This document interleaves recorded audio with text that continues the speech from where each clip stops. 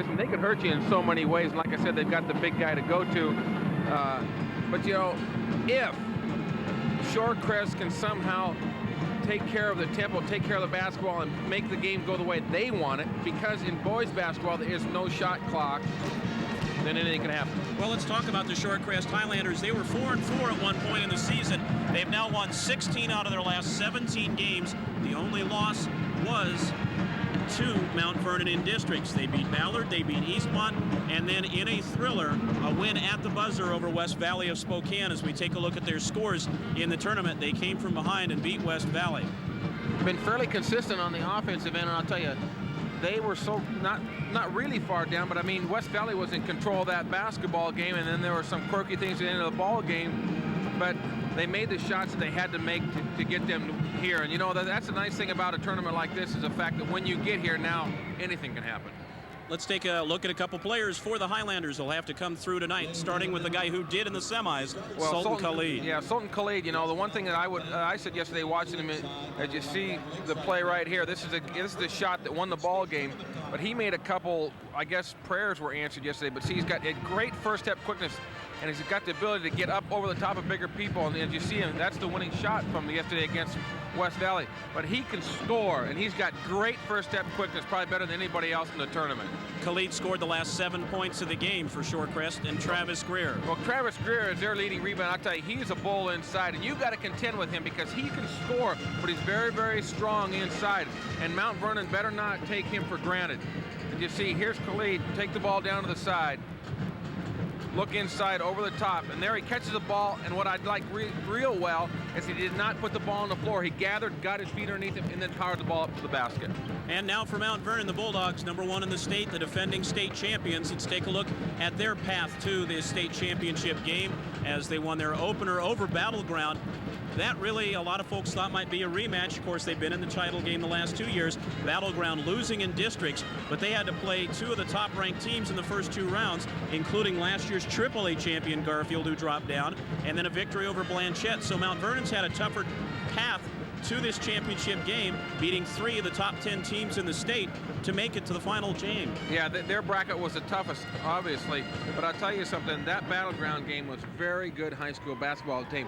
Maybe the style of play or it didn't have great flow, but I mean, it was an intense battle for all 4 quarters, and maybe that was the best overall game in the tournament in terms of 2 teams that were very, very equal. But you know, you got to look at statistics, and you got to look at the people that are involved in the ball game. And I tell you, Mount Vernon to me has got to be the team to beat.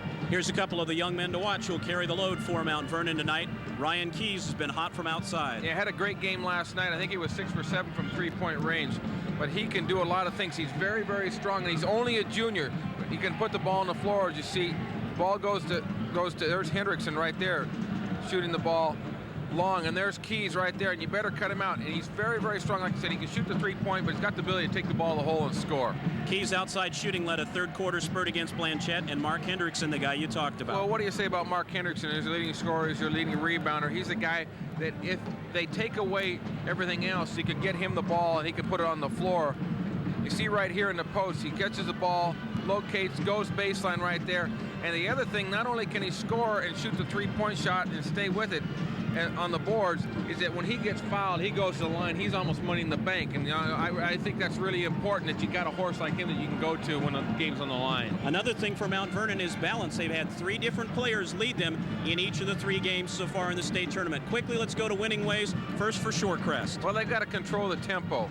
They've got to be able to spread the court, but spread the court to score. And like I said, I think their clock is really a key, because if you can get up by 4 or 6 points, then you can do what you want them to do. And they've got to try to neutralize the inside game of Mount Vernon. I don't think you can stop Mark Hendrickson, but you've got to try to neutralize him and the other people.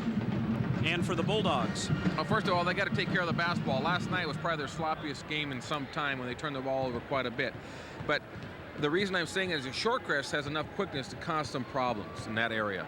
And the second thing they must do, they've got to attack the basket. They can score from the outside, but I think what happens is when you're the aggressor and you attack the basket, then you pretty much set the tone for the ball game, and they need to do that from the outset.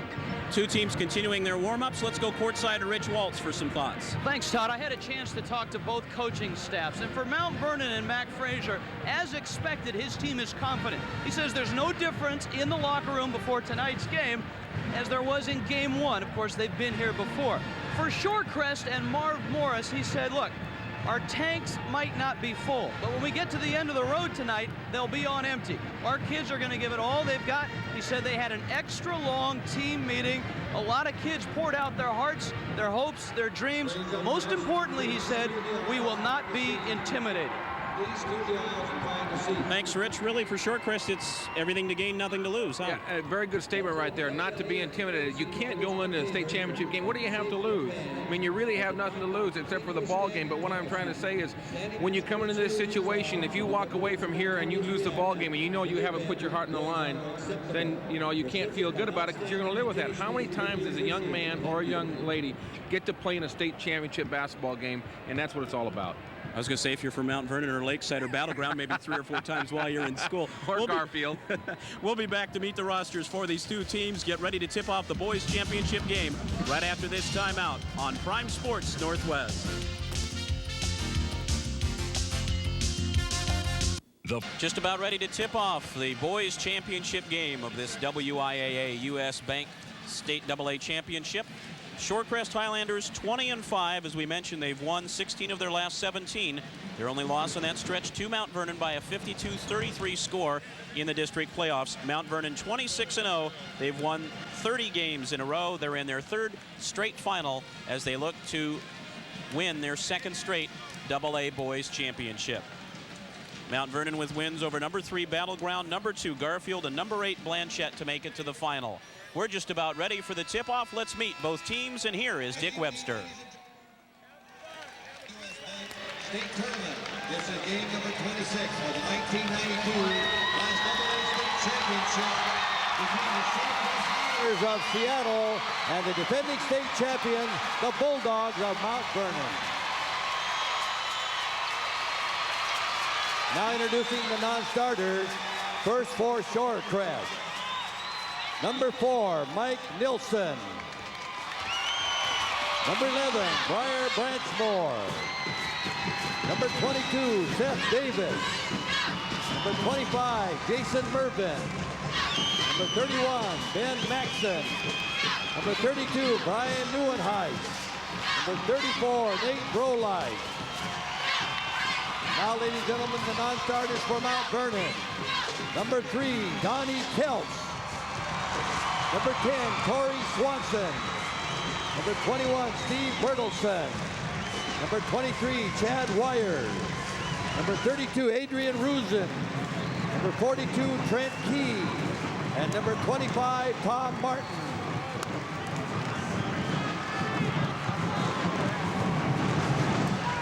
And now introducing your starting 5 for tonight's game, which is part of the historic 100th anniversary of basketball.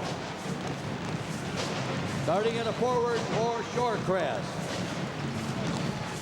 A 6'3" senior, number 51, Nate Critchler. In the forward for Mount Vernon. A 6'2" senior, number 33, Troy Holmes. At the other forward for the Highlanders, a 6'3" junior, number 5, Chris Linhart. And for Mount Vernon at a forward, a 6'5" senior, number 24, Bill Cornelius. At center for Shorecrest, a 6'5" junior, number 41, Travis Greer. And at center for Mount Vernon, a 6'9" senior, number 30, Mark Hendrickson.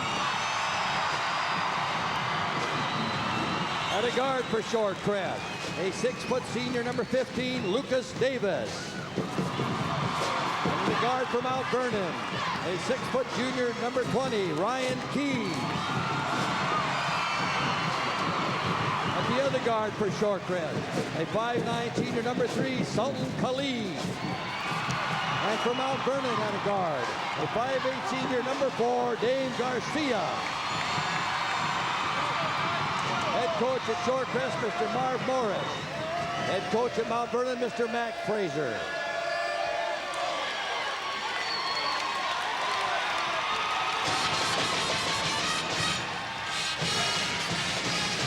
There are the two teams just about ready to tip off, but we're going to see a couple of good ball handling guards, Dave, in Khalid and Garcia going at one another.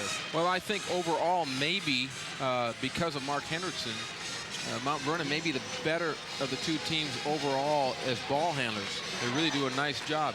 But Khalid can control the game because he's probably quicker than anybody on the floor. And so I think it's imperative they get the ball in his hands. You know, yesterday, West Valley did a good job of keeping it out of his hands till the game was on the line. And then he just took over. He hit 2 threes. One, he banked from about 25 feet, which I don't think he called either. Yeah, he said he'd take it. Yeah, he said he'd take it. There he is. See, that's the one thing you can't teach is quickness. Well, and to give you an indication of how he stepped up in the tournament, he averaged 8 points a game all season. He's averaging over 16 a game in the tournament, including 20 against West Valley in the semifinals. Yeah, and Travis Greer, just as junior, averaging 12 rebounds a game, number 7 rebounder in the tournament. So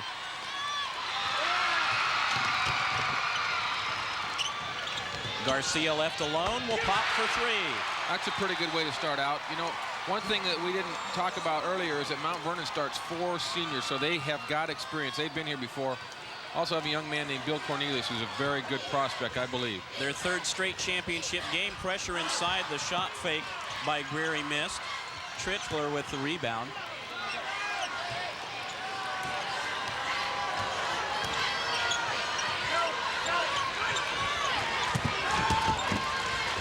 Garcia trying to help on the double team. Leaves somebody open, but he scrambles back quickly. Tritchler is very strong. Lucas Davis behind a screen draws a foul on Cornelius. And a 2-shot foul, not a 3-shot foul, because he wasn't out past the three-point line. But the thing is, you hate from a coaching standpoint, you don't want to foul the jump shooter. Lucas Davis, 5 for 9 at the free throw line in the tournament. He's another guy who's increased his average. He's 11-7 for the tournament.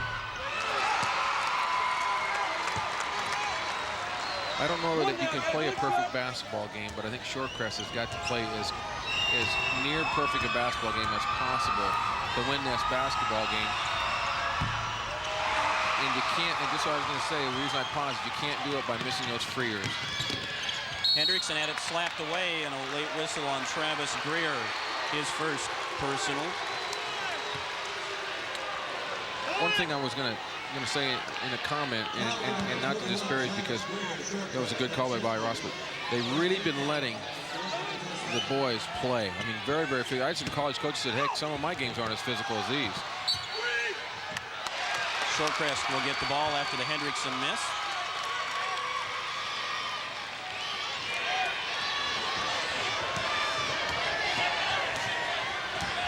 And I guess as a coach, too, you don't mind whether it's close or loose. You prefer to let them play. You just want them to be consistent all the way through and not change down the stretch. Yeah, that's true. I think there's been some complaints by some very, so we say, strange calls that have decided some ball games. Nate Tritchler saving that one after it went through the hands of Linhart. Hendrickson, tough angle fall away. And that hit off the board. And I thought Shorecrest did a good job, and that's what you got to do with Mark when he gets the ball low, is you got to front and back him. They came over and helped out real well, made him take a real tough shot. Lucas Davis, Hendrickson battling with his own teammate Cornelius, bats it out of bounds. Shot the ball too quick, Lucas did that time. Here you see the bump right there. He goes up, ball just barely touches the side of the glass right there.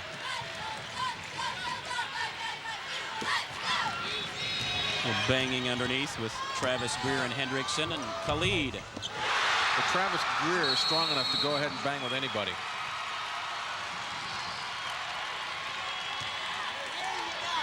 See, he is so quick, you've got to honor him. See, he can pull up and get up.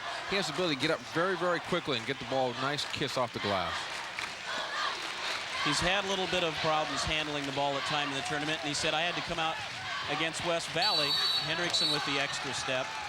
Khalid said, I had to come out against West Valley because I was too excited. Yeah, well, you know, sometimes he maybe tries to do too many things, and he has the innate quickness. Let the game come to you. Look at Mac Frazier, the Mount Vernon head coach, as he hollers at Hendrickson, who tried to do a bit too much that last trip down, got called for the steps.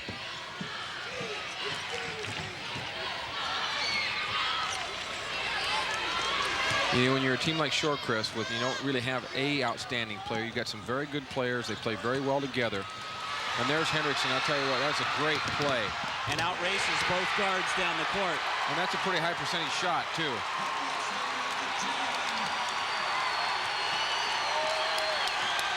That's why when you have somebody like him who's quicker, you need to really step to the ball when you're being posted up.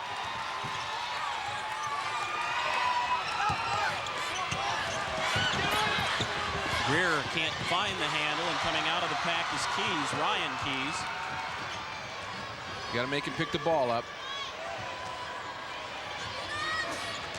Hendrickson again. Batted free, and it goes to Garcia. Ryan Keys got a piece of it. Ryan from outside. They're letting him scrap for it. Mount Vernon getting every loose ball. Ryan Keys with a good shot fake. There's a bounce pass. That's about the first one we've seen tonight. And Hendrickson draws the foul. Good ball fake by Ryan Keys here. Shows the shot, puts the ball on the floor right here. Knows where Hendrickson is all the time. The one thing I didn't like right there is Mark put the ball on the floor. If he'd have caught the ball and gone straight up, he might have gotten a shot off and drawn the foul. Foul goes against Nate Tritchler. It's his first personal, 2 team fouls on the Highlanders. Mount Vernon will have it on the baseline. Hendrickson to inbound. If I'm Shorecrest, maybe I make Troy Holmes prove that he can shoot the ball consistently away from me. He thought about it right there.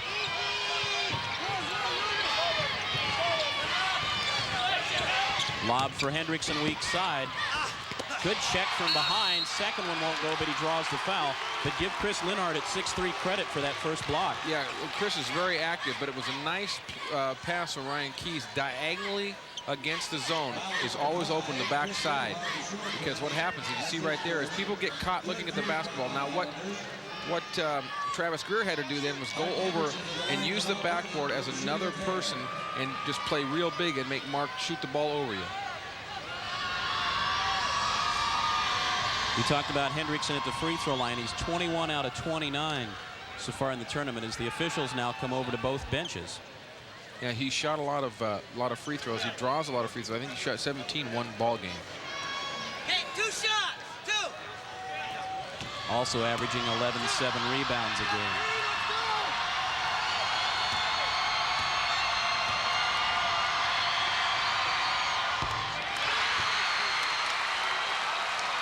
You get some games where a certain player knows prior to a game he wants to take control of it.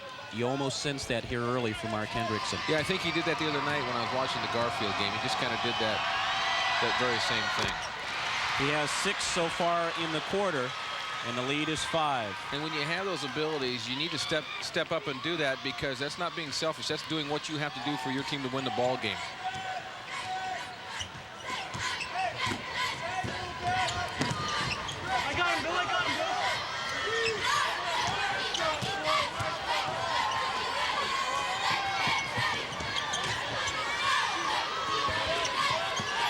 Shorecrest just taking its time, being very patient. As you said, that's something they're going to have to do, look for the good shot. The one thing I don't like is that they are showing patience, but everything is being put on the floor. Ball's put in large. You see a nice move to the hole right then, but if that ball doesn't go in, there's nothing but white jerseys around the defensive board. Lucas Davis with the basket. Hendrickson.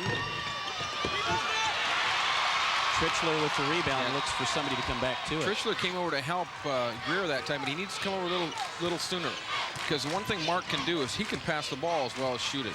Khalid in traffic.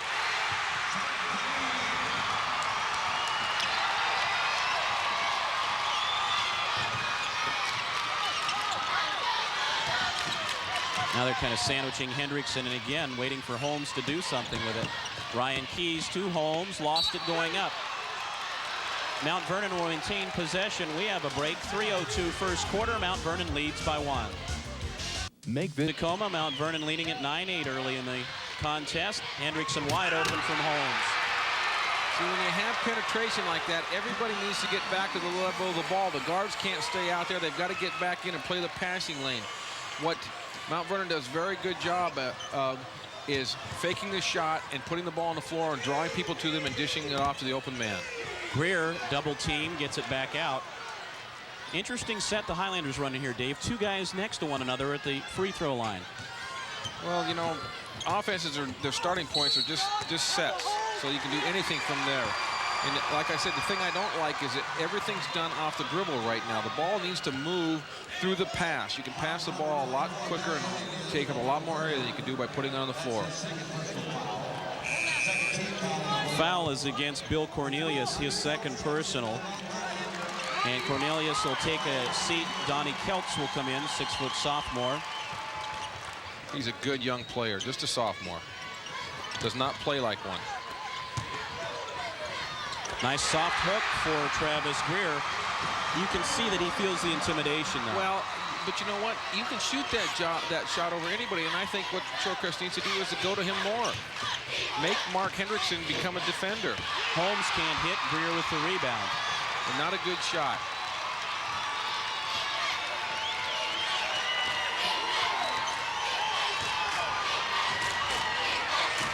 Shorecrest looking for its first lead of the game.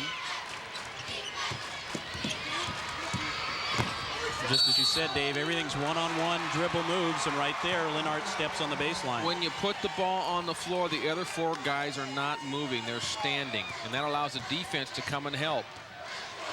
Right there, there's a little body, and they don't call that, but then he steps in the line right there, and it's called. Good camera work. Hendrickson hit the glass, and then a player, and Keys gets it. Garcia had a man flying at him, gets his own rebound, then loses it. Ryan Keys to Holmes. First basket for Troy Holmes. One thing about Mount Vernon, it seems like they're coming up with an awful lot of offensive rebounds that are coming out long. Well, what's happening is Shorecrest is so concerned about helping out inside. They go back out and help inside, then they've got to run back out to where the ball is. Hendrickson corrals the Lucas Davis miss. Ryan Keys, and they'll call the offensive foul. And I thought Lucas Davis had pretty good position to see if he gave him the step. It was a very good call, and he did have good position right here, but it was a delayed call. See, he's got his chest in front. What most people don't understand, all you got to do is be in front of the man with your chest. You don't have to be set. First personal on Ryan Keys.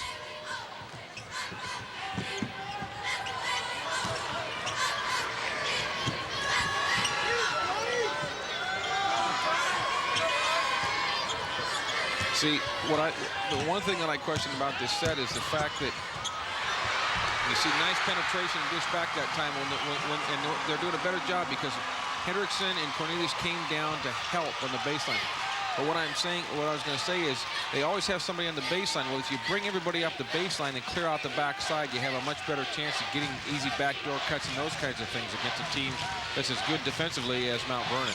Greer got the last basket. Bulldogs not looking to hold for one, and traveling call against Hendrickson will give the ball back to Shorecrest with 9 seconds left. Just as we said in the first game, with a guy like Mark Hendrickson, you can't go back and attack him right away because he passes so well, but when he puts it on the floor, you must attack the ball. I don't even think they know how much time's on the clock. Khalid took a quick glance. He hit one at the fourth quarter buzzer, and he hits one tonight to give Shorecrest its first lead of the quarter. I think he's golden. Mr. March, Sultan Khalid. Let's look at it again. It might have woke both Shorecrest and Mount Vernon up. Nice job. See, he has the ability because of his quickness and his leg strength to get the ball up and get a shot off over people. And he launches it back from on top of the head as well. He gives the Highlanders the lead after one. 14-13, back with the AA boys after this timeout. Excuse me, do you know what stock options are? I wish I did. When is the weak dollar good for business? Good? I don't know. The world of finance and investing can be pretty confusing unless you call for this, the Wall Street Journal's video guide to money and markets. It explains the markets in clear, simple English and brings them to life. This exclusive 30-minute video is free when you call for 13 weeks of the Wall Street Journal for just $37, over 20% off the newsstand price. Subscribe to the Journal and get a daily view of the whole world of business and how it affects you. Information you know you should know. Call now, and you'll be ready next time someone asks you, are munis always a safe investment? I'm not sure. Call toll-free 800-862-3333 for 13 weeks of the Wall Street Journal and your free video on money and markets. That's 800-862-3333. Shorecrest up by 1 before we start the second quarter. Let's go to Rich Waltz. These two teams are not the only guys trying to get to the championship. Dennis Eggebron and Bob Rose, the two officials, have gone through this tournament and have been graded each step of the way. At each tournament game, 7 officials, athletic directors, and other coaches will watch the officials, grade them, and the 2 best end up in the championship game. Thanks, Rich. Shorecrest with the ball in the 1-point lead. Greer Hendrickson fell down. He had an open shot to the basket, couldn't hit it. Well, Greer missed it because he doesn't use the angle. Young people today, for the most part, don't know how to shoot the ball off the glass, and that's a much surer shot than a straight on. Ryan Keys. He needs 5 threes in this game to set a tournament record, and he's hot. What did he hit last night? 6 for 7? 6 of them. I think what I was going to say is when you get the ball in the angle, you've got to use the glass. You've got a greater chance to score. Khalid.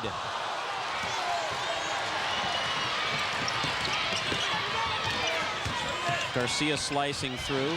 Cornelius back in the game. Had to really double clutch that one, but Keys there to grab the air ball. So much bigger and stronger in the post. 2 big plays by Keys. Shorecrest back quickly. And a nice pass again from Chris Linhart to Lucas Davis. Linhart with a couple nice assists here in the first half. Holmes for Keys.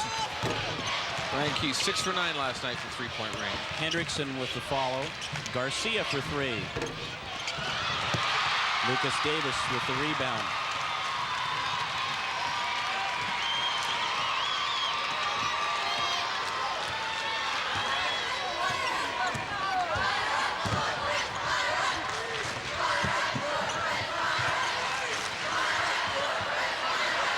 Khalid trying to move everybody around. Shorecrest really does some very interesting things offensively, different.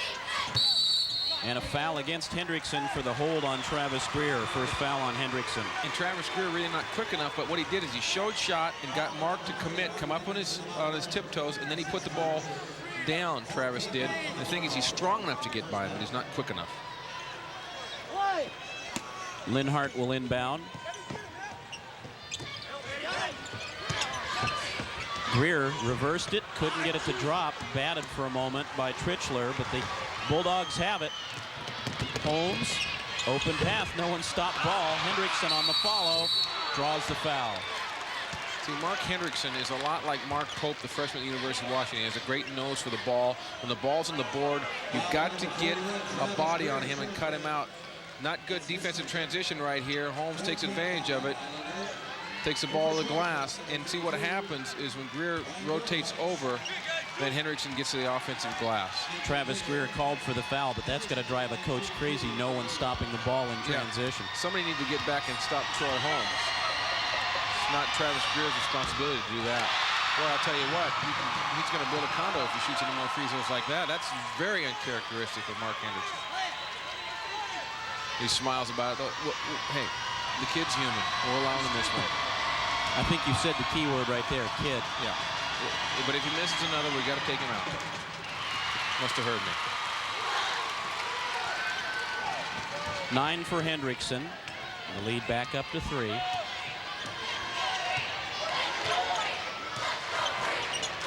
Another great crowd here tonight. Yeah, we talked a little bit about attendance going into the start of the day. They were only 400 short of the all-time AA attendance record. Garcia gets it away from Trichler, who put it on the floor. Back the other way, and Lucas Davis swats it. Khalid in the trees. Little strong. But a great, what we call slide shot. He does that better than anybody in this tournament.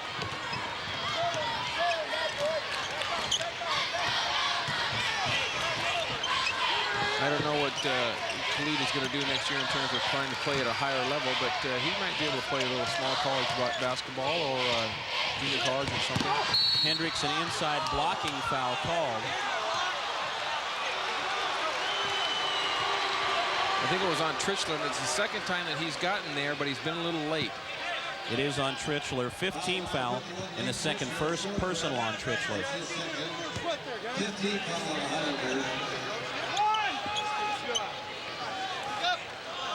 Shorecrest led it by 1 at the end of the first quarter. That's been their only lead, as Mount Vernon's outscored them 6-2 here so far in the second quarter and nearly made it 9-2, as that one came up short, though, for Cornelius. Billy Cornelius been a little quiet tonight, but, you know, he's got a lot of ability. I think he might be able to play some second guard, either in a small college or possibly a Division II or mid-major, lower Division I. Mount Vernon enjoying the shot advantage, and Linhart looks to the basket for the first time and hits it.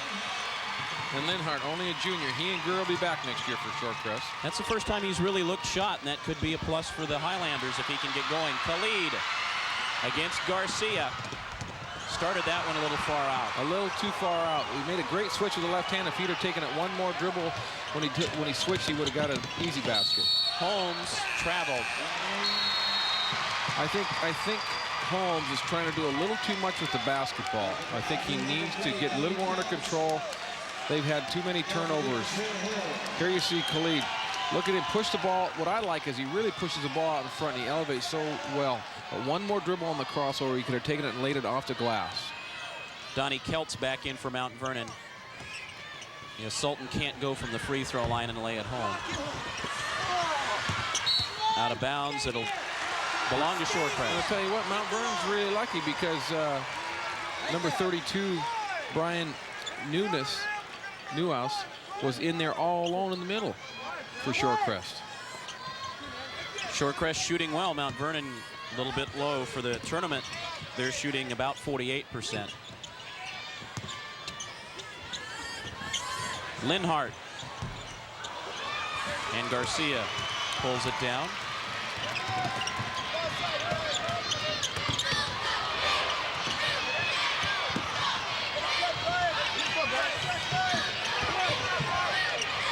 He's over on the right side this time. Cornelius. Keys, Neuenhuis there to cut off the baseline nicely. Yeah, but Ryan Keys really does a great job. When the ball's reversed, he catches the ball, and when the defense runs at him, he puts it on the floor right now. But he puts it on the floor with the lead foot. That, in other words, if he's on the right side of the floor, he leads with the right foot. If he's on the left side of the floor, he leads with the left. That's the proper way to do it. Looked as though it went off Linhart, but the officials say Hendrickson touched it last, and Shorecrest will have the ball, trailing by 1, as you see Mount Vernon coach Mac Frazier. I was teasing Mac before the game. I said, Mac, you got more assistants than I've ever seen. I got 6 guys in suits on that bench. He said, don't worry, most of them are drivers. You mean no one dishes? Very good. 3 minutes to play here in the first half. Shorecrest trailing it by 1. And I think the longer it goes with that situation, that benefits the Highlanders too, Dave. Oh, I really think so. Lucas Davis turns it over. We have a timeout. 2:51 second quarter. Mount Vernon leads by 1. The following is a public notice. In cooperation with Chrysler Corporation, Larson Chrysler Plymouth and Tacoma and Larson Dodge Puyallup is the dual side of an emergency disposal sale on every 1992 vehicle in stock. Final liquidation of all remaining new 1991 Dodge, Chrysler and Plymouth, plus factory program vehicles, bank repossessions, auction vehicles, and over 400 used cars and trucks, all clearly marked with sale prices based on actual dealer cost. This first ever Chrysler Corporation disposal sale happens this Thursday through Monday. 5 days only, 2 locations, Larson Dodge Puyallup, Larson Chrysler Plymouth Tacoma. No dealers, please. During Gottschalk's giant grand opening in Tacoma's Lakewood Mall, save $200 on famous Barcalounger recliners with waterfall back, regularly $4.99, on sale for $2.99. Save 50% on our Wesley Allen daybed with detailed castings, brass trim, 2 Serta twin mattresses, and pop-up trundle, only $4.49. And great values on high-quality Mitsubishi electronics, including this big screen 35-inch remote stereo monitor TV for only $19.98 during Gottschalk's grand opening in Tacoma's Lakewood Mall. When you're the Highlanders, you cannot make a turnover like that. They're down 1. You don't have to worry about the clock. Get the shot you want, not the shot that the other team wants you to take. That's exactly what happens. You better get into that guy. 8 in the game for Keys, all in this quarter. Keys is going to make it a very long night for the Highlanders if he continues to do that, because it's going to open up the middle for Mark Hendrickson. In fact, Keys with 8 of the 9 Bulldog points in the quarter. Khalid shaking free. Nice use of that high screen, but couldn't get the shot.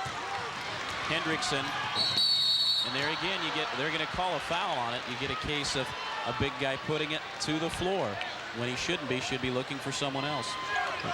See, Mark Hendrickson has the ability to lead the break, and I think that's what Kelvin Sampson.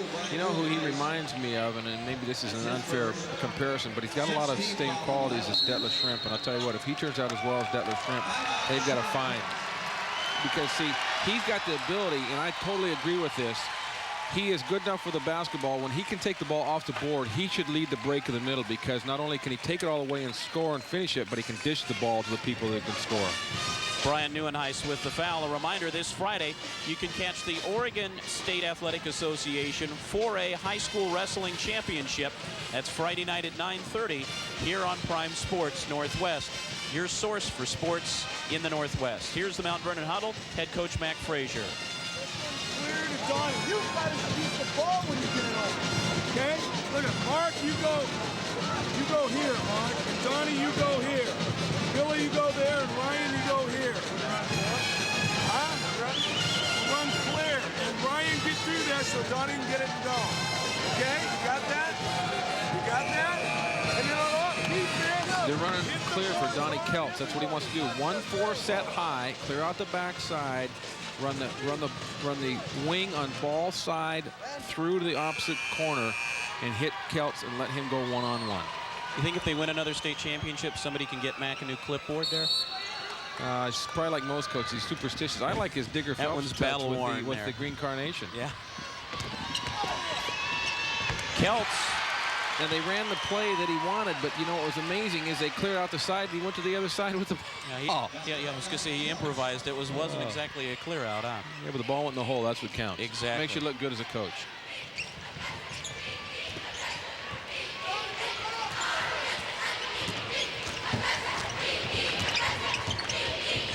Mount Vernon's run off the last 5 points after seeing their lead cut to 1. Dave Garcia doing a very good job on Sultan Khalid. And the thing for Khalid, he sometimes gets that step and gets around Garcia, turns around, heads for the lane, and there's Hendrickson at 6'9". Yeah, that's a nice luxury to have. Gives you second thoughts in a hurry.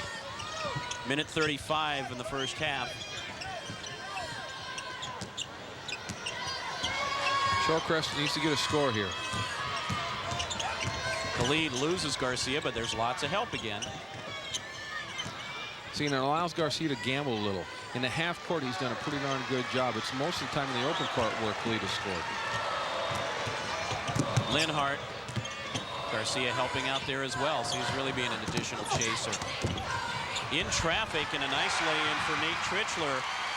Give Linhart the credit for another great assist. I don't know how he got it through there, but the one thing about who got that basket? Tritchler. Tritchler. He was ready to catch the basketball. It's so important. There's so many times you pass the ball to people that are not ready to catch it and do something with it. Kelts again in traffic. He's earning them. Just a sophomore, 6 foot, but 180 pounds. Very, very strong. Final 30 seconds of the half. It's important that Shorecrest get the last shot of the half.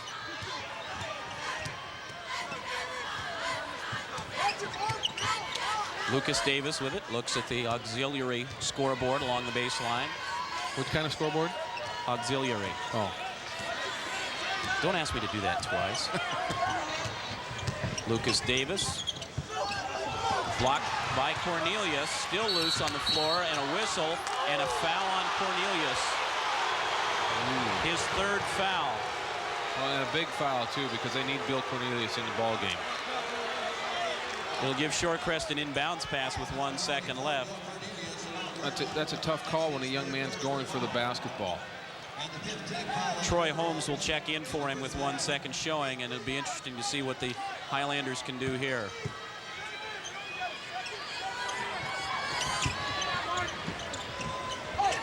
Neuenhuis can't get it to drop. But a good job. Good thought there. So Mount Vernon rallies in the second quarter as they outscore Shorecrest by a 13-6 margin, including closing out the end of the quarter with a 7-2 run to take a 26-20 lead into the locker room at halftime. Mount Vernon looking to win its second straight state championship in its third trip in a row to the finals. The Bulldogs leading it by 6. And right now, Rich Waltz is standing by with Mount Vernon head coach Mac Frazier. Coach, any surprises in the first half? No real surprises. We haven't hit enough of our shots, but there haven't been any surprises. We've got to do a better job on the defensive end, not overextend our defense so much. But other than that, I'm happy with it, but it's a championship game. There's going to be nerves on both sides. You've been in these championship games, and in this one, you seem to be the Goliath. Are you comfortable with that way? Well, that's what we are, so we're going to be real comfortable with it. You've done very well doing that. Coach, good luck in the second half. Thank you very much. Appreciate it. Todd, back to you. Thank you very much, Rich Waltz. At halftime, the Mount Vernon Bulldogs 26, the Shorecrest Highlanders 20. More of the AA Boys Championship next on Prime Sports Northwest. We all know how much fun playing the guitar can be, but until now, learning meant months of tedious lessons costing hundreds of dollars and getting limited results. Well, no more. Now you can learn to play any guitar in only 30 days. In fact, you'll actually be playing from the very first day, even if you've never held a guitar before. How's it possible? With the revolutionary Guitar Today video program. Rock, country, folk, pop, or jazz, you'll be playing guitar from the very first day. When I first heard about the Guitar Today video, I was skeptical, but I tried it, and now I'm playing electric guitar in my own band. I ordered the tape for my son, and he played his first song in only one day. Then my daughter used the program, and she did just as well. Now my husband is showing off with how well he plays. Use your credit card and order your 2-hour videotape and instructional workbook for only $29.95 plus $3.95 shipping. Call now at 1-800-453-7800 or send your check to Guitar Today, P.O. Box 1969, Reseda, California. Sorry, no CODs. Halftime in Tacoma, the AA Boys Championship game. Mount Vernon leading Shorecrest by a score of 26-20. Dave, not a particularly great shooting first half for either team. You know, this is the kind of game that people may look at it and say, not a well-played ball game, but you know that happens a lot in championship play because both teams are so intense. There's a little bit of nervousness out there. I think, and listening to Mac talk, I want to find out what was going through his mind because I want to see what adjustments he makes at halftime. Obviously, I want to see what adjustments that Shorecrest makes. I think a couple things. I think that Shorecrest has to be feeling good because they're within the ball game. I think they've got to look to get the ball inside, maybe off penetration, but get the ball inside and go right at them. I don't think they can be afraid to do that. I think Mount Vernon then has, on the other hand, has got to continue to take the shots that they can, but I think they've got to make the Highlanders try to shoot the ball over the top by that, the three-point shot. But the thing, Sultan Khalid can get hot like he did last night, and maybe he could take over the ball game. Now, if you're Marv Morris and Shorecrest, do you continue with what kind of could be characterized as a deliberate attack a little bit? They have been very patient and worked that pattern offense. Yeah. You know, one thing that I like is that they're running their offense. They're looking for the good shot, basically, but they'll take the break when it's there, and I think you've got to do that. See, people who just basically play slow-down basketball and don't try to score what I call easy baskets off turnovers or off fast break situations, you're not going to win ball games in that sense. So you've got to take your half-court offense, take the shots you get there, but you've got to get some easy ones on the other side, too. Mount Vernon on top at halftime, 26-20. We'll have more of our halftime activities from Tacoma after this timeout on Prime Sports Northwest. Mince fresh herbs and spices, slice or dice celery, onions, garlic, chop nuts, tenderize meats, fix veal for scallopini, and make homemade pasta too. Introducing Roll-O-Magic, the handheld food preparer that works like a power mower as it minces fresh parsley, basil, and dill. Its 5 supersized roller blades turn fresh slices of tomatoes, onions, and cilantro into a delicious salsa for tortillas, tacos, and burritos. Roll it over cabbage for coleslaw, cabbage salads, and health salad. Chop ham for ham salad. Turn leftovers into corned beef hash in seconds. Chop nuts without them turning black or oily.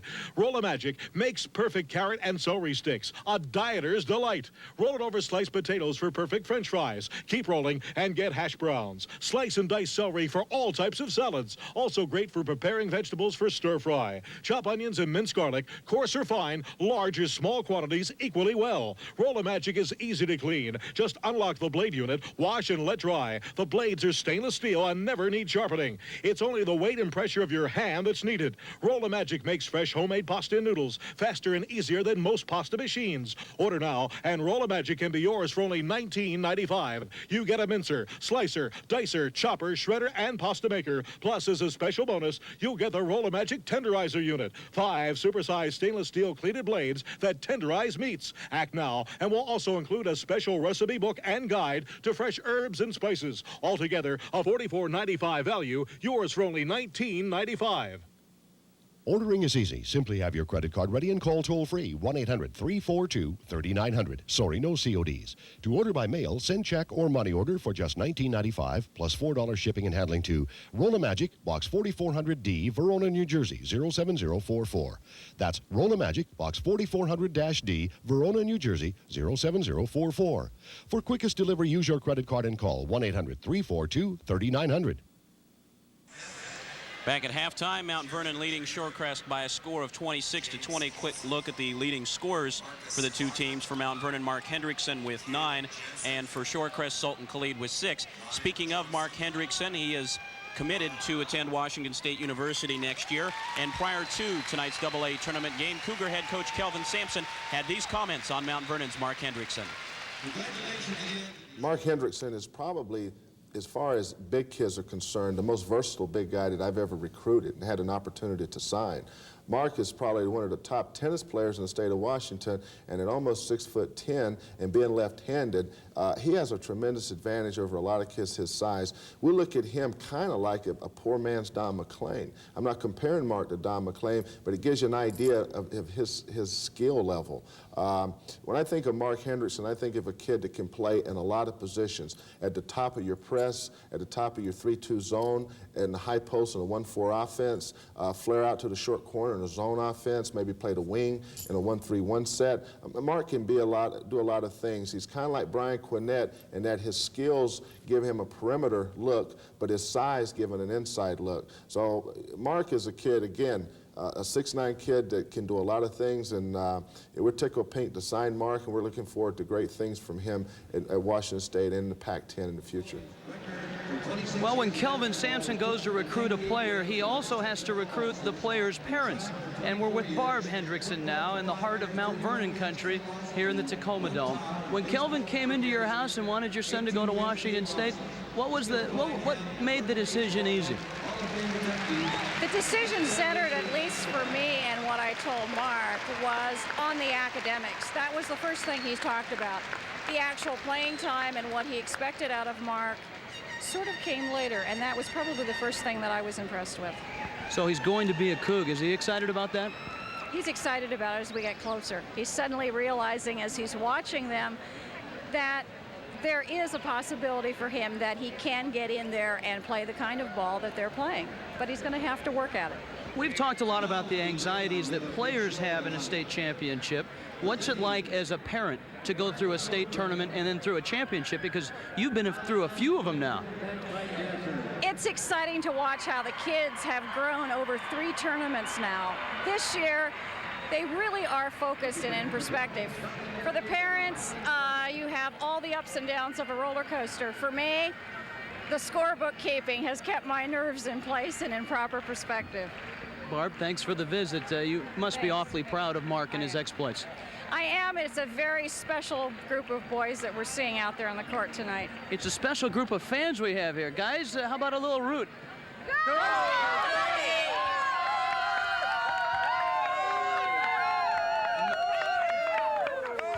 Mount Vernon by 6. We'll have more from the Tacoma Dome after this. BBC Dodge in Burien, the Northwest's #1 volume Dodge dealer, is now bigger and better than ever. We've expanded to over 5 acres filled with quality new and used vehicles. High volume and 5-star service helped us earn the highest customer satisfaction rating around. And with our expansion comes a renewed commitment to keep on giving our customers great service and great deals on new and used cars and trucks. BBC Dodge, between 146th and 148th on 1st Avenue South in Burien. Yamaha has every kind of machine for every kind of rider. At Linwood Yamaha, you'll find special sale prices on 1992 motorcycles and great closeout prices on all new non-current models. It's dealing days, and it's going on right now. Linwood Yamaha, your exclusive Yamaha dealer for over 21 years in sales, service, and repairs on Highway 99 in Linwood. Halftime in Tacoma, Mount Vernon leading Shorecrest by a score of 26-20 as our halftime activities continue. Todd Pickett along with Dave Harshman and Rich Waltz. And Mount Vernon with that 6-point lead. Both schools have had players do well in the first quarter, and as we said, that second quarter kind of slowed in tempo just a little bit. Yeah, it really did. I think, they're like a couple of boxers. They came out, threw a couple of heavy punches and backed off, threw a couple of counter punches, and it was interesting. Both teams have different people that stepped up. The young man, number 5, I can't think of, Linhart, that plays for... Chris Linhart, yeah. He's done a real nice job shooting the ball, but also penetrating and making some very nice dishes inside. And that's a pleasant surprise, I know, for Shorecrest. Let's take a look at some of the highlights from our first half of play. Hendrickson with 9 points, but 8 of those in the first quarter. And they always know where he is on penetration. And this is a fairly high percentage shot. And he likes it. Anybody that can dunk loves to do that. Sultan Khalid had 6 points to lead Shorecrest, but all those came in the first quarter. Yeah, he does a nice job here. He really says Dave Garcia really has got good quickness, but look at him go back between his legs, and now see he knows that he can get up over the top of Garcia, but Garcia does a good job of trying to get the ball down because he knows he can't get up with him and block that shot. Ryan Keys had 8 points in the second quarter, including 2 3-pointers. Ryan Keys can spot up, as you see right here, and he catches the ball ready to shoot it. And a lot of young kids watching, see, he just caught the ball, set, and got up into his shot. He didn't have to fool with the basketball. He didn't have to get his feet set and do what I call walking into the shot, and that's a big key to get your shot off. If he can hit 3 more of those in the second half, he'll have a tournament record. Looking at the numbers here, Hendrickson has already pulled down 9 boards in the first half for Mount Vernon. Yeah, the big difference there in the rebounding, 42% for both teams. Free throw shooting, Shorecrest is not getting to the line. That's why I said maybe they've got to attack more inside to get to the line. I think the more aggressive you are, the more opportunities you're going to have to go to the free throw line. Mount Vernon leading it by a score of 26-20 over Shorecrest. We're just about ready to start the third quarter of play, and we'll be back with more of our activities from the Tacoma Dome after this timeout.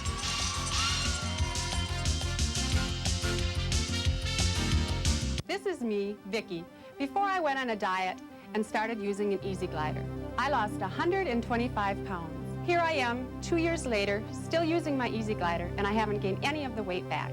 Easy Glider's not just for exercise anymore. This 20-minute workout gets you on your way to total fitness with cardiovascular conditioning, muscle toning, and yes, weight loss. I watched what I ate, I drank a lot of water, I used my Easy Glider, and that's how I lost 59 pounds. It's low impact and works both your upper and lower body. You can burn up to 300 calories per workout.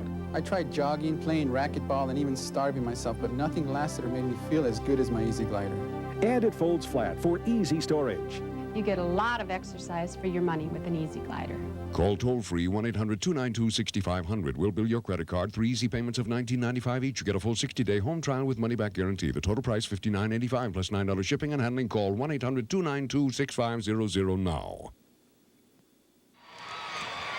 Getting ready to start the third quarter. Mount Vernon leads by 6. Rich Waltz is with Shorecrest head coach Marv Morris. One thing you told me before the game that I was impressed with, that your team would not be intimidated by Mount Vernon, and it really showed in the first half.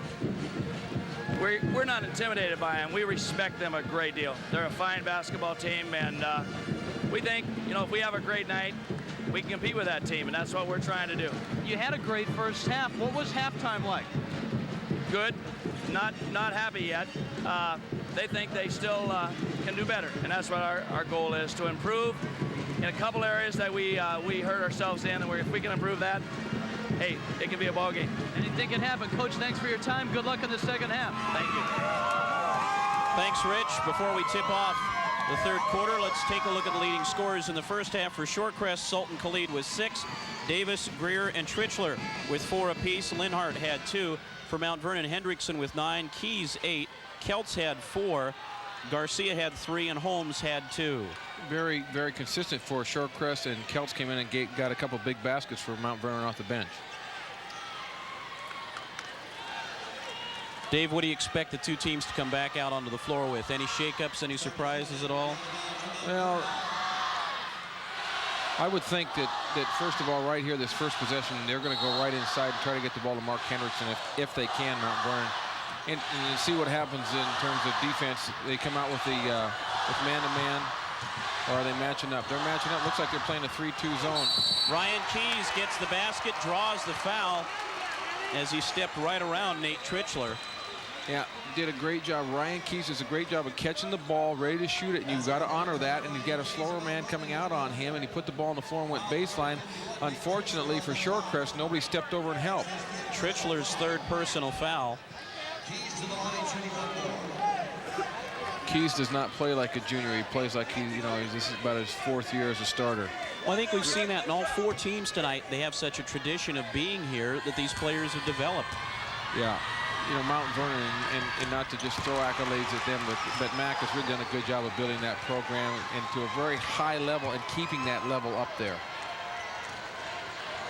Biggest lead of the night now for the Bulldogs, 9 points. Trichler, Hendrickson up high to snare it. And Shorecrest got the ball inside, got a good shot. Holmes, Keys. Follows his own miss, in the air, twisted. He really didn't square up well, but used the glass nicely. I think you've been watching that videotape of Larry Bird shooting it and getting it and catching it in the air and shooting it back up. It was a great horse shot. If Shorecrest doesn't score this time down and Mount Vernon does come down and score, they've got to get a timeout.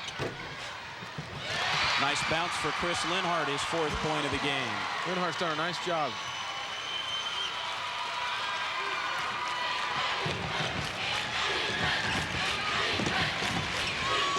Holmes left alone, stripped, but they'll call the foul on the offside, and I think it'll go against Linhart. Yeah, he felt he got all ball that time. 2nd foul on Linhart. Here's Keys, gets that shot off quick right here, but see what happens when you jump at the man, you allow him to go around to the offensive board. I couldn't see who ran at him. I think it was Lucas Davis, but he ran by him and allowed Ryan Keys to go around and get the rebound. Well, Shorecrest got a bucket, but they decided to take a timeout anyway. 6:47 showing in the 3rd quarter. Mount Vernon 31, Shorecrest 22. We'll be back after this pause.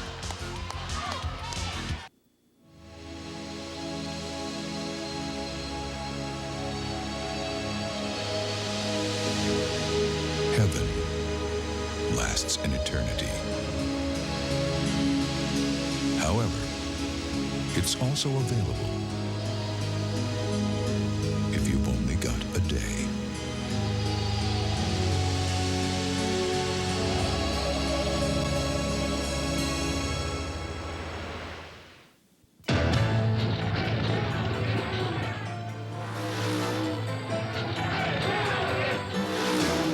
These guys have been chasing this thing all season long.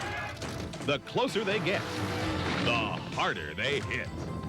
The NHL playoffs. Not everybody's going to make it, but you will on Prime Sports Northwest.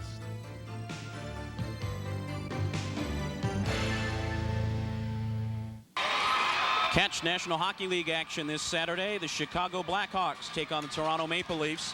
Grant Fuhr will be tested by the Blackhawk attack. You can see the action live Saturday at 5 right here on Prime Sports Northwest, your home of the NHL through the Stanley Cup playoffs. Travis Greer, 4 points all in the first quarter. He needs to get involved. Nate Trichard needs to get involved. They both only have 4 points. Shorecrest has got to do a better job of getting the ball to the people inside and making Mark Hendrickson in particular, but everybody inside for Mount Vernon, check them. Troy Holmes at the free throw line. And Greer is the leading scorer for the season for Shorecrest at just about 14 a game. And Greer pulls that one down.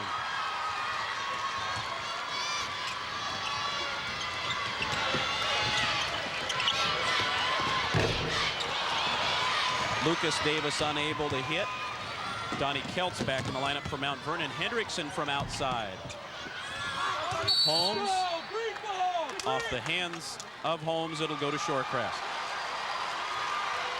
And maybe not the shot you want if you're Shorecrest. If the ball goes in, fine. But, you know, it's kind of a hope and a prayer in that situation.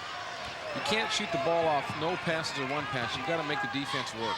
Quick look there at Marv Morris, the Shorecrest head coach.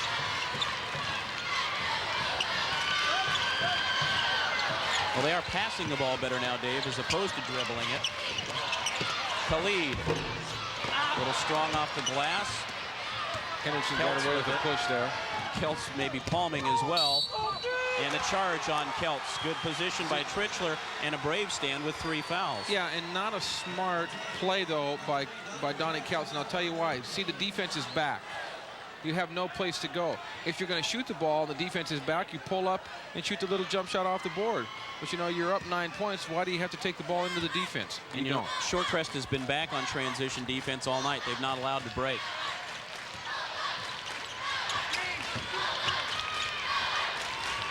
Khalid will come over and get it from Trichler.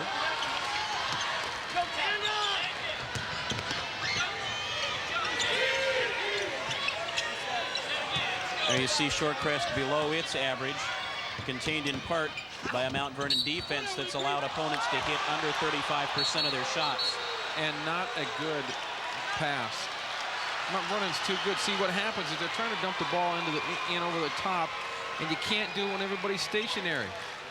Even though they emptied up out the weak side somewhat. Good call. You see it go right off the hands of the Bulldogs.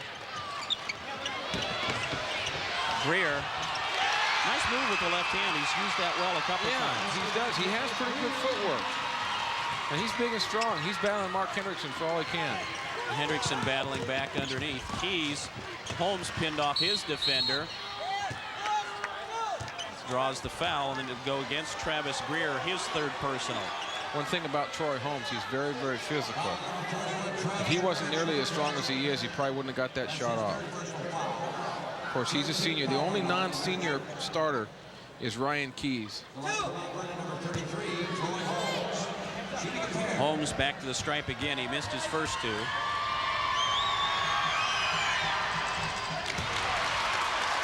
It works in reverse, too. Yeah.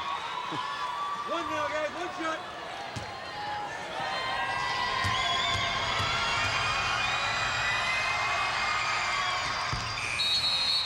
Holmes with 4, and the lead back to 9. Bill Cornelius returns to the Mount Vernon lineup for Holmes.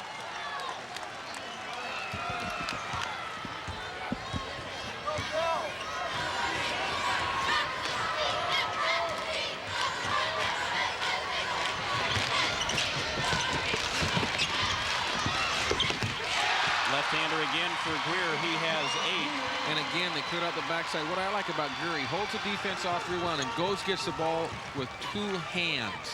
And that is a big key. You've got to catch the ball with 2 hands. He uses either hand very well around the basket. Garcia for Hendrickson. He's not bad in there either. First points of the second half for Hendrickson. You know, watching Calvin Sampson at halftime and having worked for Calvin, you know, he's looking at his chops, but it's a big, big step from high school basketball to Pac-10. And I'm not saying Mark won't come in and play next year, but it'll be a real challenge for him. Keltz pulls that one down. And of course, the Cougars get another one of the top performers in this AA tournament, Tavares Mack from Nathan Hale, who's up among the tournament's leading scorers. Yeah, Tavares, a totally different kind of player. Very strong, very raw right now, raw talent. He needs to be shaped and molded, but he's got a future. Inside 4 minutes to play here in the third quarter as Shorecrest tries to figure out a way to get the offense clicking. That's probably not the answer as Linhart comes up short. Highlanders with only 6 points in the quarter so far. Keltz out in front of the pack. And he draws the foul, I believe, from Tritchler. 4th foul on Tritchler. I will say that Linhart came back, Chris Linhart, and tried to make the block right here. There's the foul, and there he comes over, but the foul is already committed by Tritchler. But the thing on the other end, he made the move, but then he had nothing to. He made the move towards the basket, but he had no shot, and he needed to look and kick the ball back out. A lot of times, young people, and even in college, and sometimes in the pros, they predetermine what they're going to do, and it's the old adage: take what the defense gives you. So Tritchler has to go to the bench midway through the 3rd quarter. Jason Mervin, you saw briefly on your screen, 6'5" junior, right at the right corner of your screen now, number 25 will come in for Tritchler. Well, you get 2 more inches, but you're giving up 35 pounds.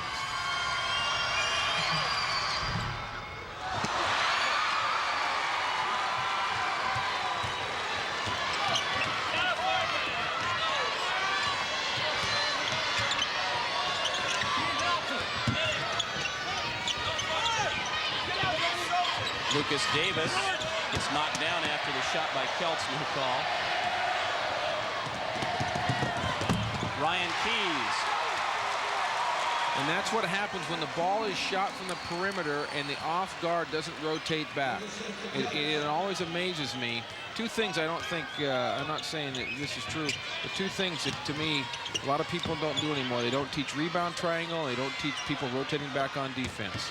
Especially like right there when the point guard penetrates, but the Highlanders did get back that time, but a rebounding foul called underneath. And if that one's against Travis Greer, no, it'll be on Mount Vernon against Holmes.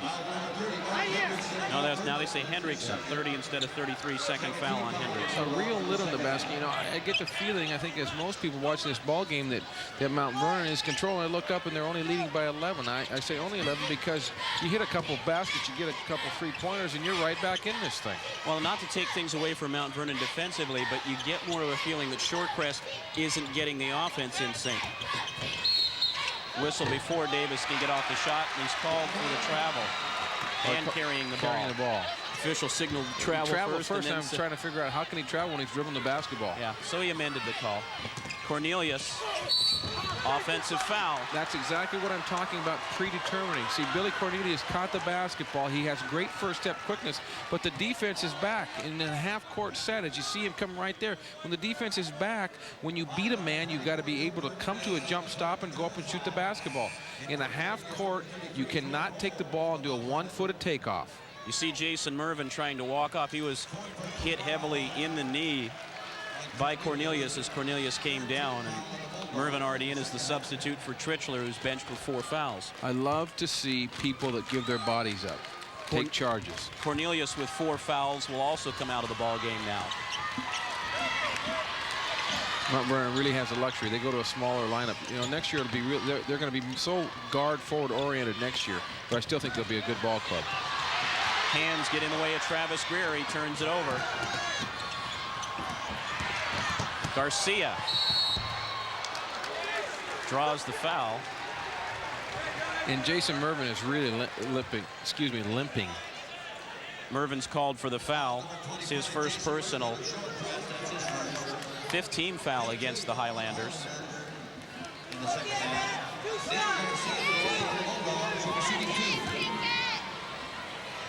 Dave Garcia's first trip to the free throw line tonight.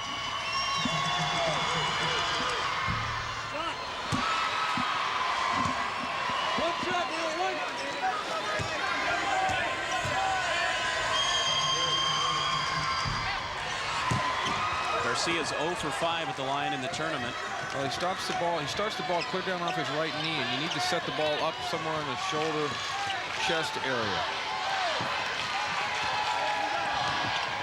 Khalid, every time he tries to go one-on-one, Garcia gets help.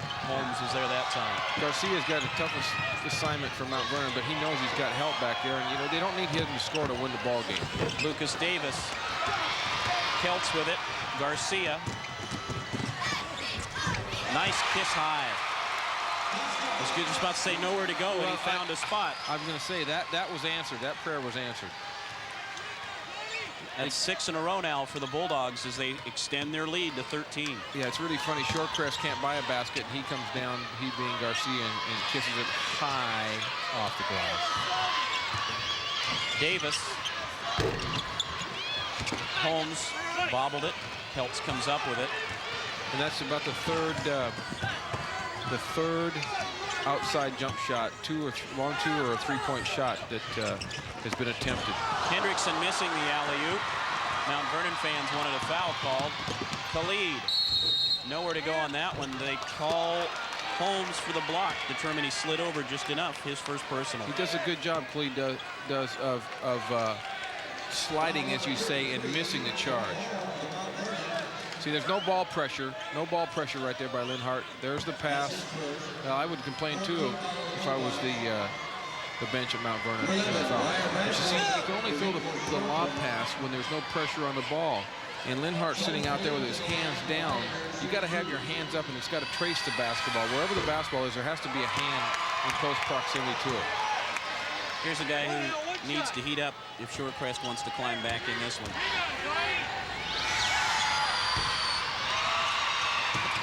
Garcia chases it down. Well, only 6 points last quarter, only 6 points this quarter.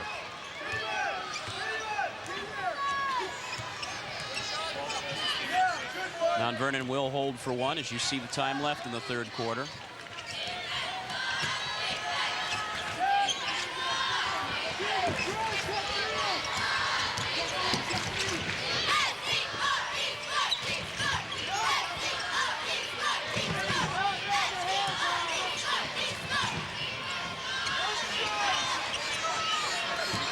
Holmes looking. I wouldn't be surprised if they just spread and let Hendrickson go even on this one. But Garcia, a great penetrator. We'll see if he gets the ball.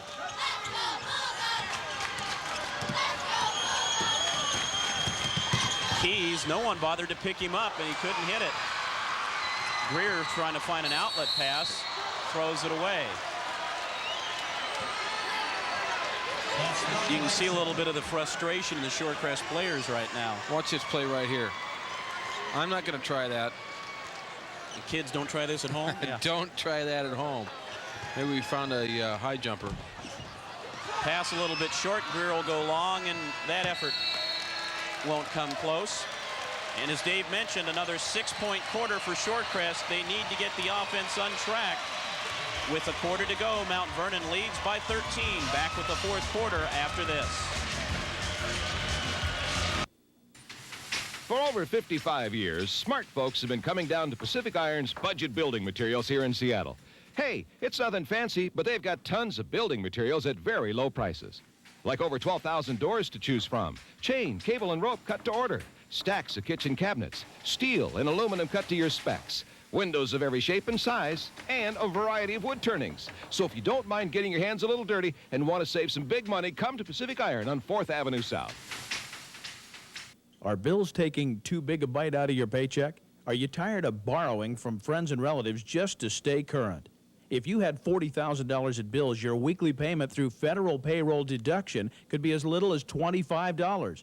No collateral or credit is needed because this is federal law.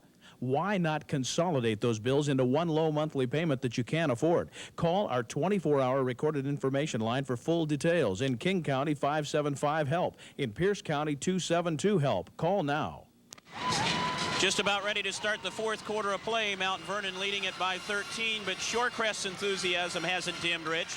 Yes, the Shorecrest enthusiasm also won Shorecrest High School the Sportsmanship Award.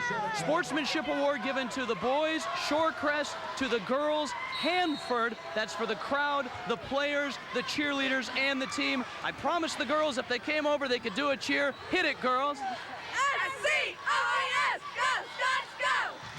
S-C-O-T-S, go, Scots, go! Best seat in the house.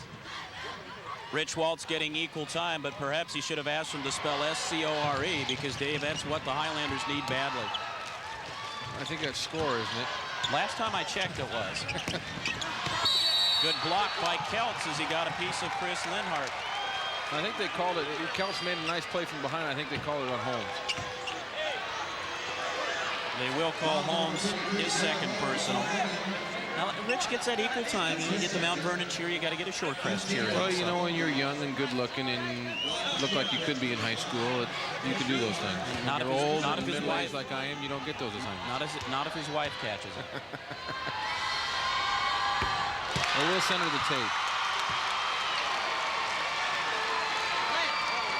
5 points for Chris Linhart.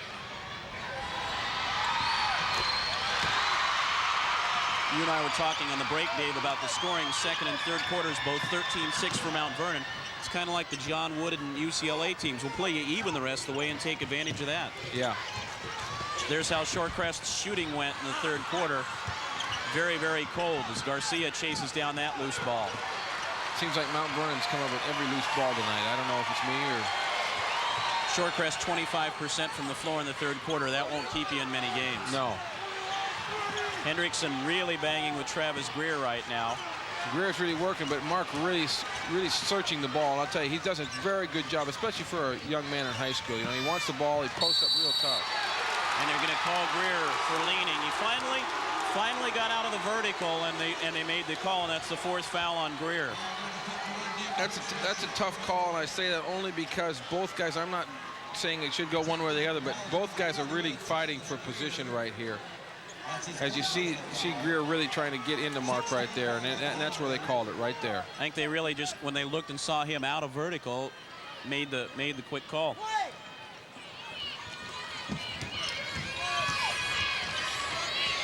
Keys nowhere to go, and Greer gets the block.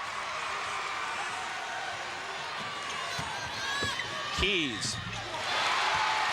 17. Keys is always looking to take the ball to the basket and cause something to happen. And the last 2 times he's done that, he's gone all the way from the wing to the basket, and nobody has rotated over from Shorecrest. Keys with 9 points here in the second half. Linhart. Holmes brings it down. Garcia looks 3-on-2 if he hurries, but he'll pull it back.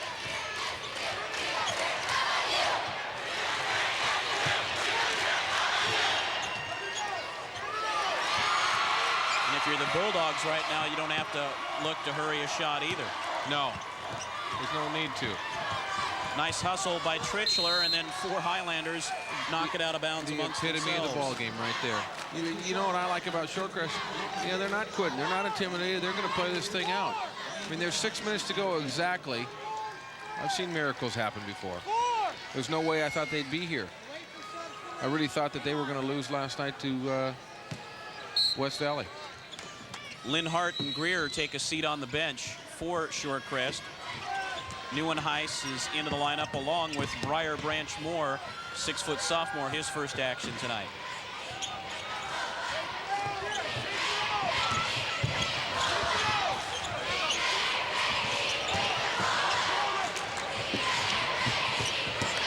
Bulldogs will try to stretch the floor out a little bit, get it to Hendrickson. Yeah, Mount Vernon doing a very good job. 3 players flying at him, but nobody got to him.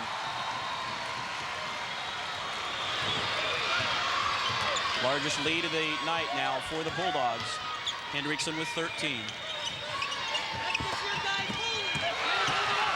Garcia, there's a wise move. It makes you look good when you highlight 2 people at the top of the show like Keys and Hendrickson, and they're the 2 leading scorers and probably done the best job for Mount Vernon this evening.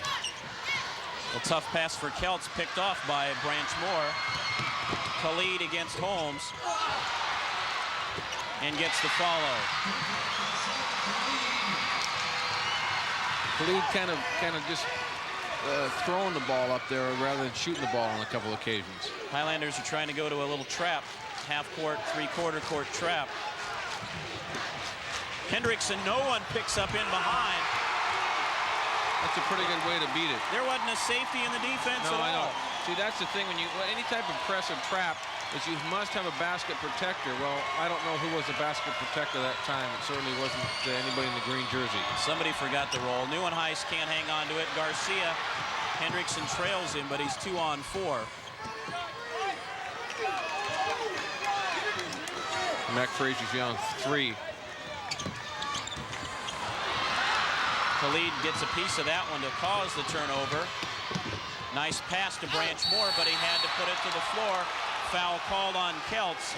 Branch Moore will go to the line when we come back. 4:04 left, 4th quarter. Mount Vernon leads by 15. If you thought winter was a waste of standard time, Prime Sports Northwest is going to change your mind. We're turning up the heat on your long winter nights. First, the NHL breaks the ice with slam-bang excitement all the way to the Stanley Cup.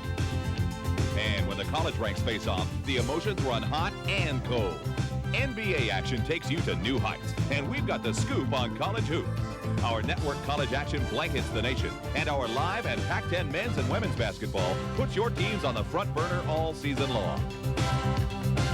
If you want to get inside the game, our coaches' shows lay it all on the line, and the MSL gives you as much soccer as you could want under one roof.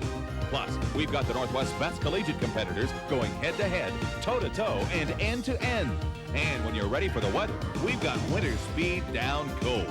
This winter, keep your sports fires burning on Prime Sports Northwest.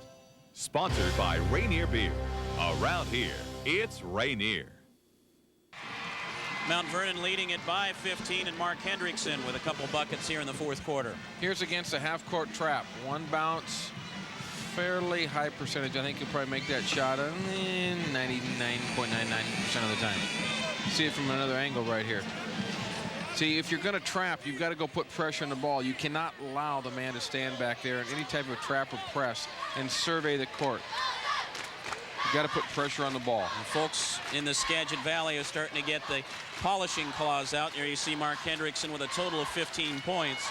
Got off to the big early start and has been a little quiet until this brief eruption in the fourth quarter. Briar Branchmore will be at the free throw stripe for Shorecrest.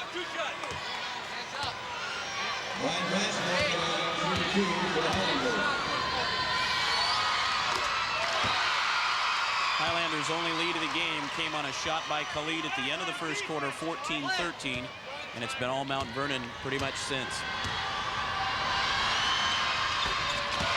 Nice to see the young man come in the game and step up, get some playing time, step up and hit 2 free throws.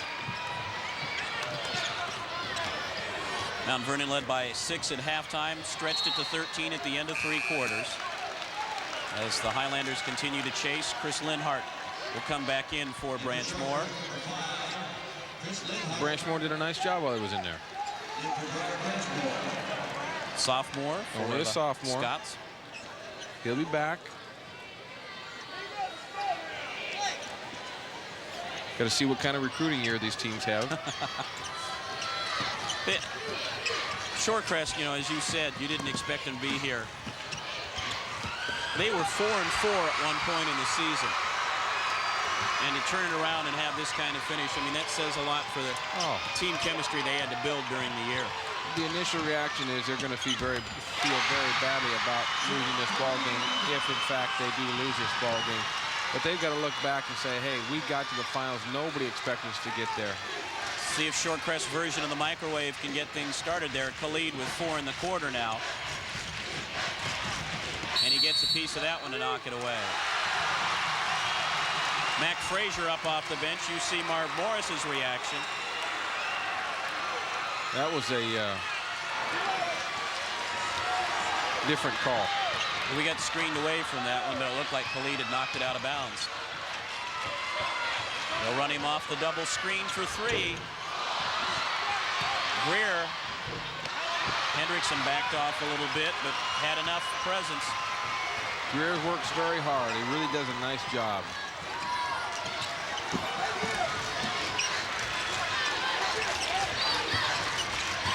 Garcia, no foul called as he got hacked a couple times. Keys for 3. That young man plays with supreme confidence. He's 1 away from tying the tournament record for threes, 2 away from taking it.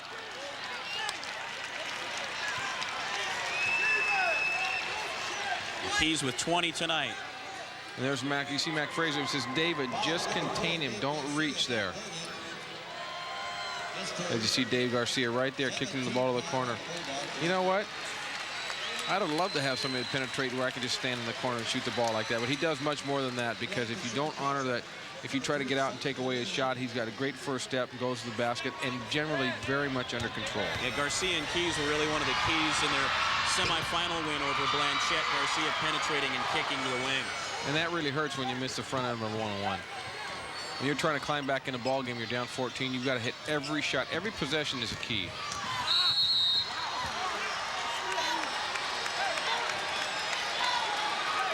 And Mark Hendrickson says, I saw you out there in the corner. I probably should have passed you the ball. I think if he knew that that Keys needed a 3 to tie it, he might kick him the ball.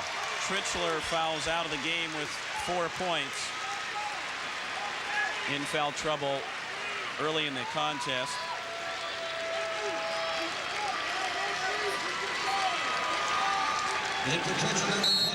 Seth Davis will check in for Trichler, and Shorecrest will take a timeout with 2:19 left in the ball game. Mount Vernon leading it by a score of 48-34.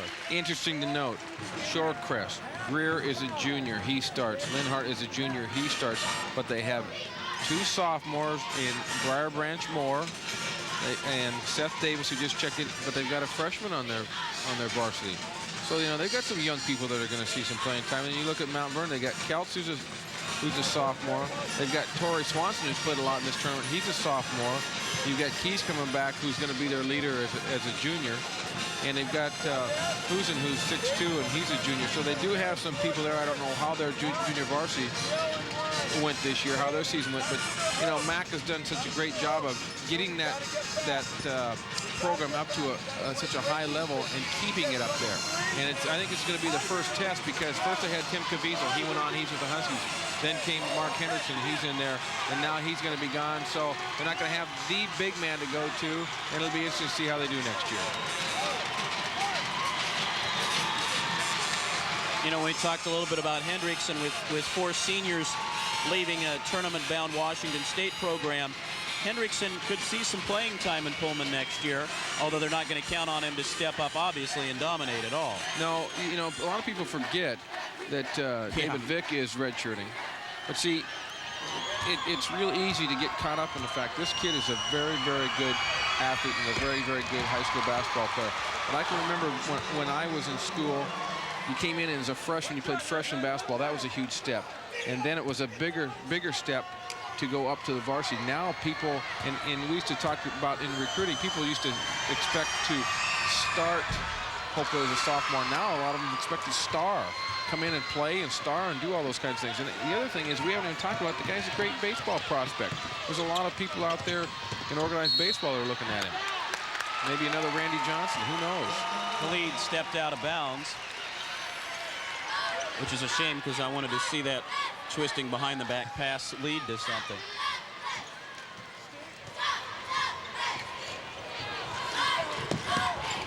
Keys, Cornelius in the corner, picked off by Khalid.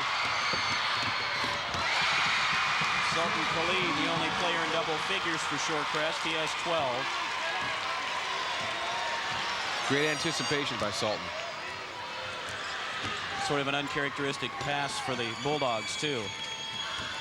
Brought Mac Frazier up off the bench in a hurry. The thing you don't want to do if you're Mount Vernon is hold the basketball, move the ball. You don't want to get fouled. Don't dribble it. The ball's got to be passed.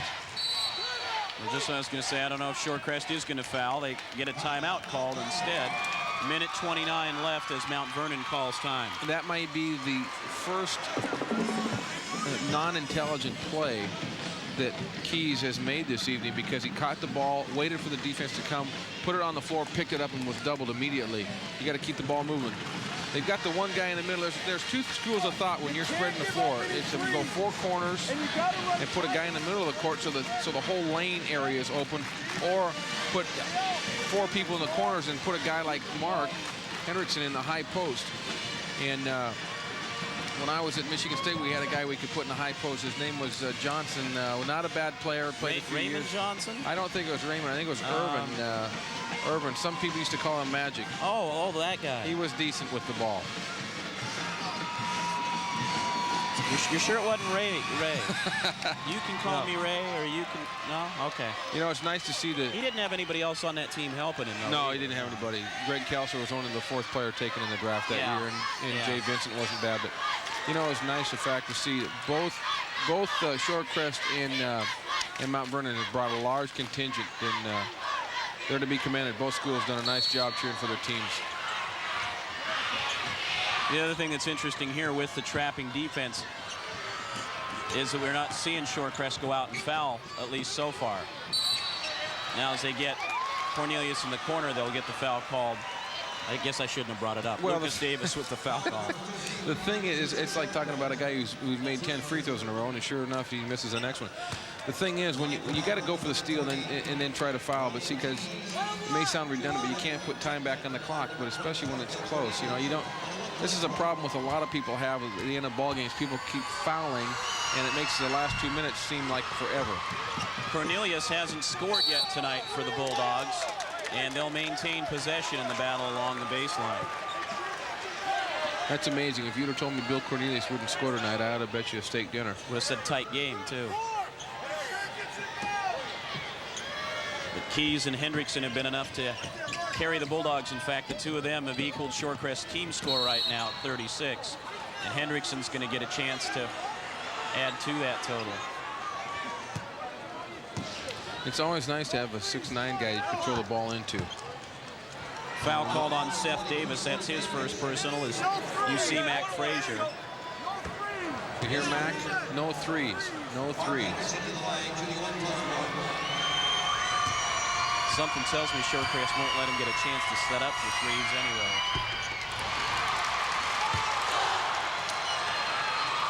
It's the nice thing I like about Mark Hendrickson. He goes to the line a lot. I mean, you like a guy who can go to the line. That's why they call it a free throw. There's nobody checking you. In my mind, young men have to understand that, hey, that's a great opportunity for me. Well, he's 5 for 8 at the free throw line tonight. As we come down toward the final minute of this championship game, and Khalid's called for the walk.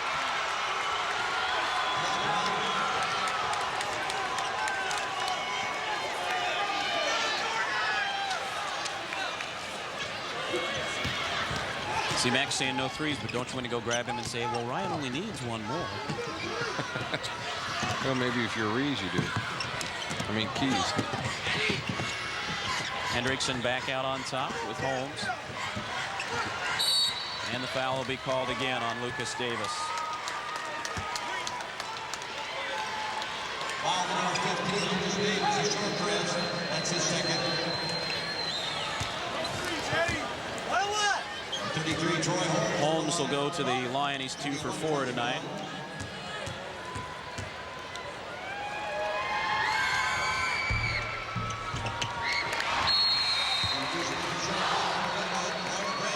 Briar Branchmore will come back in for Shorecrest, as you see Sultan Khalid going out. His final game for the Highlanders. And they're a little bit of the emotion when you come up short in a state championship game. Did a great job, did what he could. That's all you can ask of a young man.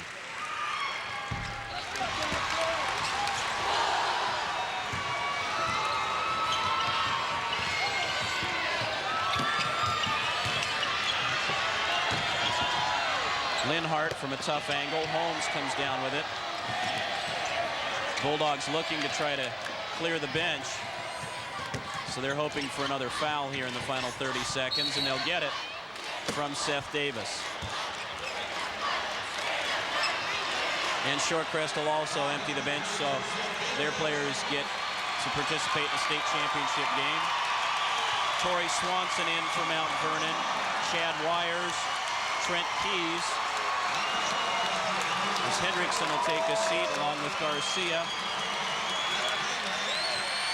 Shorecrest players will come out too. Linhart, Lucas Davis, Travis Greer all coming out.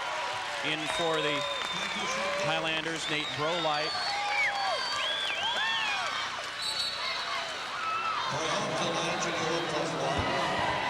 It's a good thing they're shooting free throws because all the coaches are standing up and I can't see what's going on. Exactly.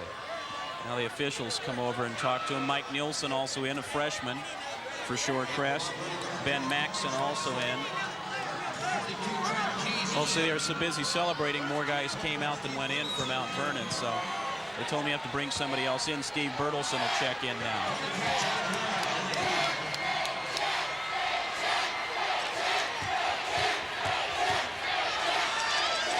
Adrian Husen also in for Mount Vernon as Holmes hits another free throw to give him 7 points.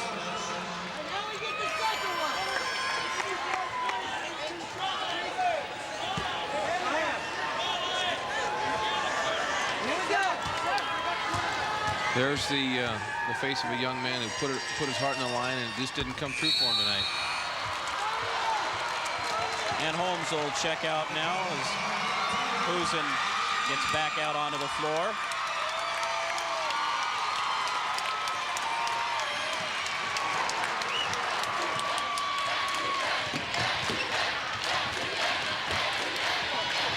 Shot up short for Nilsson. Man out in front of the pack, Chad Wires. Can't get it in the bucket. And the Highlanders will try to send one through. It goes off the leg of Trent Keys. And Tom Martin will come into the lineup for Mount Vernon, replacing Torrey Swanson. Swanson got his time at least. Get everybody in that way. Unfortunately, nobody bothered to match up. Seth Davis will get a basket. And before it ends, a lay-in for Steve Bertelsen. The senior finishes out his career with the final basket. But the Mount Vernon Bulldogs make it 31 wins in a row and their second straight AA championship.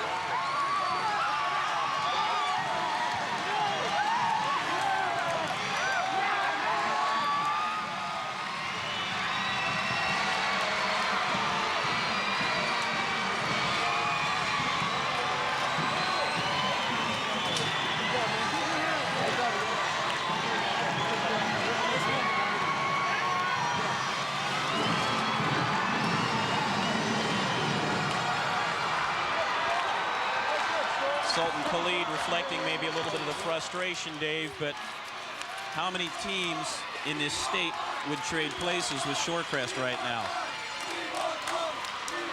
Well, I know 14 other that were here. Along with a lot of other teams that didn't have that successful a season. Mount Vernon winning another AA championship. Rich Waltz is with Mac Frazier. So did it just keep getting better and better, the feeling? Oh, this is the greatest. The reason it's so good, these kids are special human beings. All coaches love their kids, I guess, but you know, this is a dream team. It's one of the finest group of young people I've ever been around in 17 years.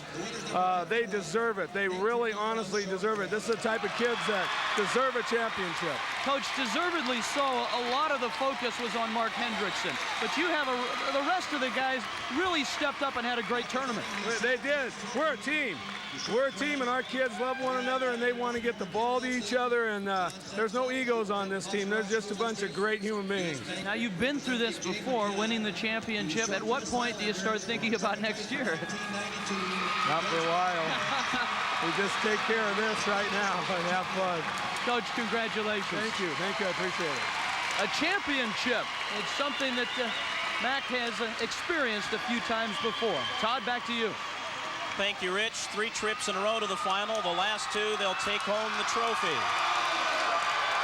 Boy, those kids are courageous. Have Mac up there.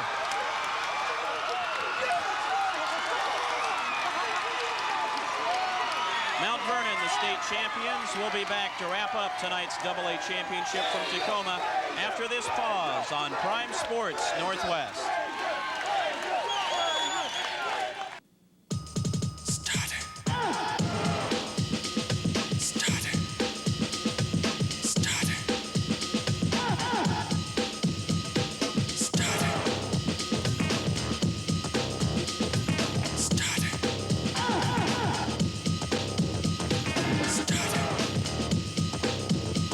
Stars, and you'll find Starter. Look for Starter Sportswear at these Pro Image locations. 1 gram of cocaine costs as much as a boombox. 3 grams of cocaine costs as much as a TV. 7 grams, a trip to Paris. 1 gram a week for a year, a new car. If you're on coke, everything you work for is disappearing right under your nose.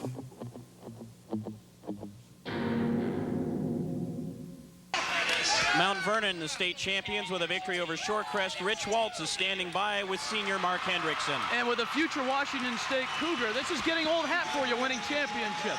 Yeah, I mean, this is just great. 27-0. go out senior year, you know, I can't really say much about it. I'm just going to try to enjoy this, you know. It's just a great game, great bunch of fellas, you know, it's just a fun season to play. I was watching the bench as the final seconds went off. A lot of your teammates were jumping up and down, but you were very quiet, and you had your head buried in a towel. It was very emotional for you. What were you thinking?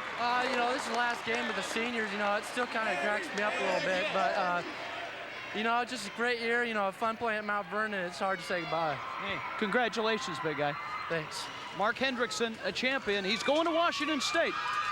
Thank you, Rich. And Dave, right there, I think you saw a young man who thinks team first. Did a great job. And what I liked is he's thinking about the other guys, as you said. This is the best years of a young man's life. And that's why when you get an opportunity to play in a state tournament, in any sport, or compete in a situation like that when you're in high school, you really need to cherish those situations. Hendrickson had 17 points. Ryan Keyes led Mount Vernon tonight with 20. Troy Holmes added 8 to pace the Bulldogs. Sultan Khalid, the only player in double figures for Shorecrest, had 12. Travis Greer 8 and Chris Linhart 6. But a very impressive victory for Mount Vernon. Yeah, and as I said at the top of the show, I knew that Shorecrest would have to play the near-perfect ball game, and they just didn't have the firepower. But what impressed me is they kept coming after it. They didn't give up. They played right out the whole string to the end, and you know, they'll be back. They got some young kids. And a great finish for the Highlanders. We said you win 16 out of your last 18, and the only 2 losses are to the undefeated 2-time state champion. There's only one winner in the end in terms of on the scoreboard, but I think everybody who participates in a tournament like this, whether you win the championship or you go out in 2 games, is you're a winner, and that's what it's all about. The scoreboard doesn't really reflect the way the things that go on in high school, and I think that sometimes we get caught up in those other situations. You know, I was lucky enough to be involved in a national championship, and I always cherish that, and I know that they have those same feelings right out there. Dave, always a pleasure. Let's do it again next year. My pleasure, buddy. Good to see you. Thanks. That'll wrap things up from the Tacoma Dome in the 1992 WIAA U.S. Bank Boys and Girls Basketball Championships. Coming up next, you can catch Major Soccer League action. The Tacoma Stars continue their quest for a playoff berth as they take on the Wichita Wings next on Prime Sports Northwest. Once again, our final scores tonight. Lakeside captures its 3rd girls championship with a shot in the final seconds, beating Battleground 52-50. And in the boys championship game, Mount Vernon wins its 2nd straight title, defeating Shorecrest by a score of 56-38. For Dave Harshman, Rich Waltz, and our entire crew in Tacoma, I'm Todd Pickett. Thanks for joining us for exciting WIAA basketball action. And until next time, so long, everybody.